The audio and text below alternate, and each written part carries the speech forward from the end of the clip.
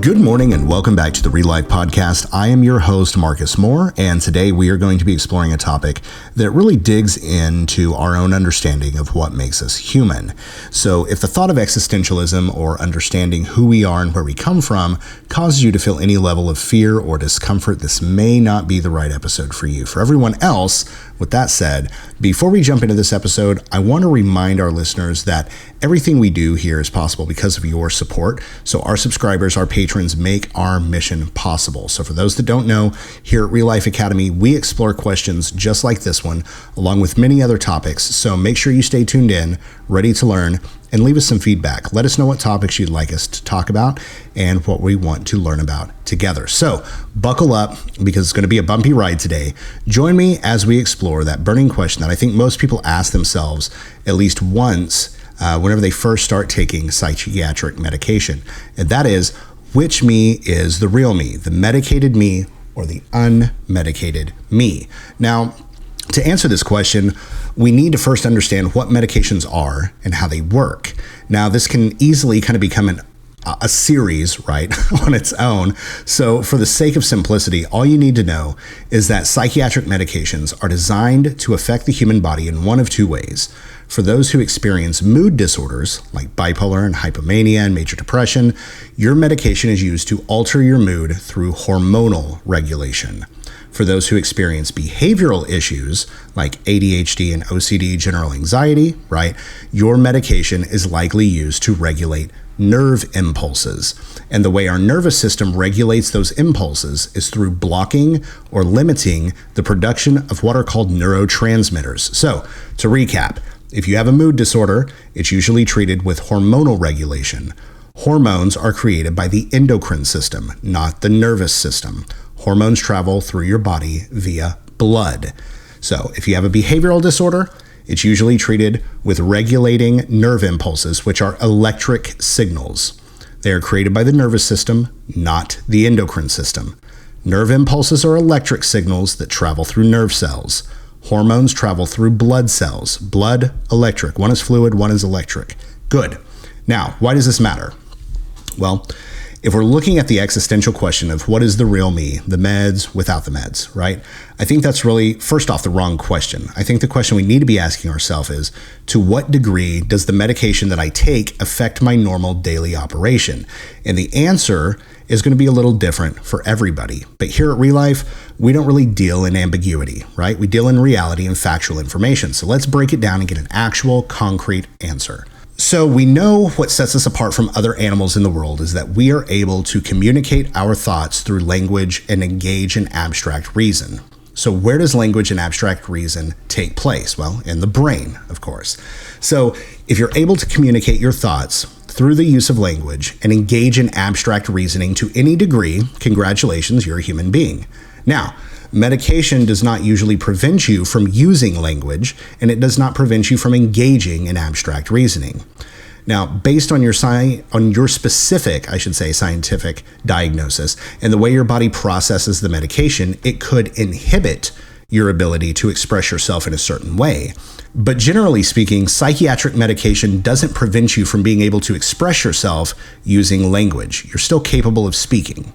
Your medication may inhibit or exacerbate your ability to engage in abstract reasoning. However, it doesn't prevent you from engaging in it. The only thing that would prevent you from engaging in rational, abstract reasoning would be if you have a neurological or cognitive disorder, like aphasia, apraxia, Alzheimer's, dementia, something like that. Okay. Outside of those fringe diagnoses, most people have the capacity to engage in reasoning to some degree. Okay. You may not be the best at it, and you may make some really poor choices due to your executive dysfunction. However, just because you're not great at something doesn't mean you're unable to do it. I may not be the best at cooking bacon, but just because it comes out chewy and gross doesn't mean that it's not cooked. It just means that it wasn't cooked correctly. And that is a hill I'm willing to die on. So let's get back into this. If medication does not keep us from being able to do these things, and it only alters our ability to engage in these things, then medication doesn't make the rules, does it? It only enforces them. And that is what this episode is all about. Medication is not sentient. Okay? It has no conscious thought, it has no ability to reason, it has no nervous system, it has no electrical impulse, it has no executive function. Medication is specifically designed to help regulate the already existing framework. It is a tool, not a living, breathing being inside of us. Now, I understand that some of you are going to argue with this. You might say that medication keeps you from making decisions that you would normally make were you not on the medication. And to some degree, that's true. But that's the beauty of pharmacology and biology. You see, we have scientists and biologists who have found ways to alter our hormonal and electrical systems, essentially hijacking it and giving us structure. Now, this is not me advocating for biopharmaceutical manufacturing or long-term chemical manipulation and sedation of young children. We are vehemently opposed to long-term usage of psychiatric medication, okay? So that we're clear, except, of course, under extreme circumstance where the use of it would actually prevent that person from living a normal, healthy life. But we aren't here to discuss conflicting viewpoints. We're here to answer a question. And that question is, am I only the result of the meds that I take? Is it the real me, or is it only the medication? Does my partner love me for who I am, or only who I've become thanks to this medication? So let's make this absolutely clear. There's no medication currently made on Earth and available to the public that has the capacity to completely change who you are. If you subscribe to the idea that we are just sacks of human flesh piloted by a brain, it's very easy to say that you're nothing more than the sum of the chemicals inside of your body. If you want to subscribe to that idea, that's perfectly fine. If, however, you subscribe to the idea that humans are unique and that we possess a consciousness that extends, I should say, beyond our hormones and electrical impulses, beyond our primitive animal instincts, and not just what we understand through our own reasoning, those people understand that medication is a tool to help us regulate the best parts of us that are broken and difficult to manage, so that we can focus on maximizing the best parts of who we are and what we are most capable of. So to sum this up, you are what you believe you are, and medication has as much of a hold on you as you believe it has the capacity to. So it appears that Rene Descartes had it right the whole time. Cogito ergo sum, I think, therefore I am. So what about you? What do you believe? Where do you think that you are on the spectrum of humanity? Do you believe that your life has purpose? Or do you maybe believe that you're just that human, kind of piloted by a 3-pound brain, driven by instinct and fear? Maybe you're struggling with finding purpose in your own life. A lot of us experience that. I know I have. If you have, go ahead and get in touch with your therapist. Have them give us a call, and let's get you set up with a coach.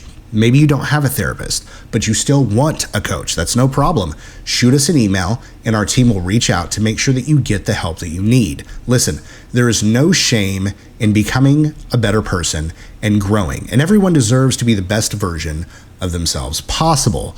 You are capable of incredible change, but as always, it has to start with you. My name is Marcus, and I want to thank you for taking the time to join me today on the Relife Podcast. Make sure to share this with a friend or someone that you care about and give them the opportunity to grow, because we all deserve a second chance.